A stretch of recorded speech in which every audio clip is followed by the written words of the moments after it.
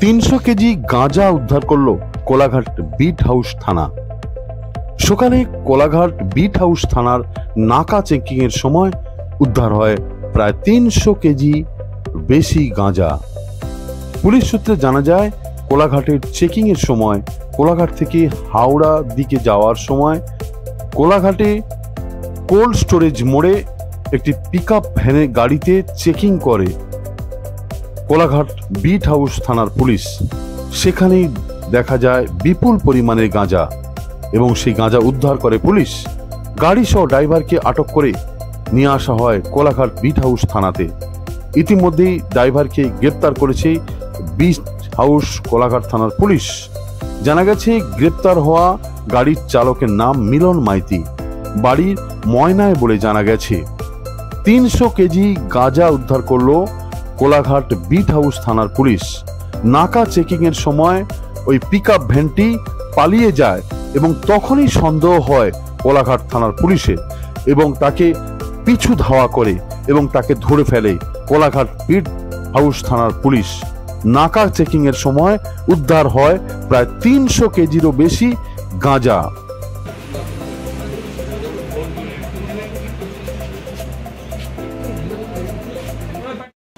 উদ্ধার হয়েছে আপনার এই সিনেমা মোড়, ঠিক আছে।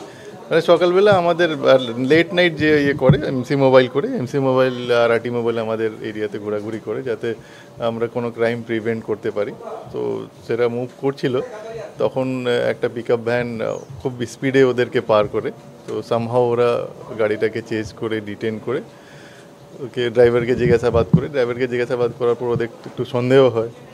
তখন ওরা গাড়িটা এখানে বিট হাউসে নিয়ে আসে, এখানে আবার ফার্দার জিজ্ঞাসাবাদ করা হয়। তখন জানা যায় যে গাড়িতে গাঁজা রেখে নিয়ে যাচ্ছিল।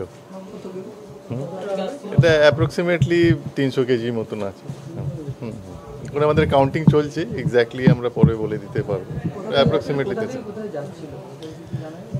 এখন অবধি যা জানা যাচ্ছে, এখানে নিয়ার বাই দেউলিয়ার কাছে কোনো একটা ফুল মার্কেট আছে, ওখান থেকেই নিয়েছিল, মানে তুলেছিল গাড়িতে, আর হাওড়া দিকে নিয়ে যাচ্ছিল, হাওড়া বাগনান।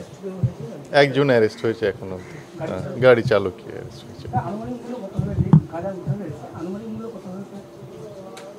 আনুমানিক মূল্য কত হবে তো মাল্টিপ্লাই করতে হবে, এখন মার্কেট ভ্যালু দেখতে হবে, বেসড অন মার্কেট ভ্যালু যা থাকবে সেই অনুযায়ী মাল্টিপ্লাই। Smart news Bangla,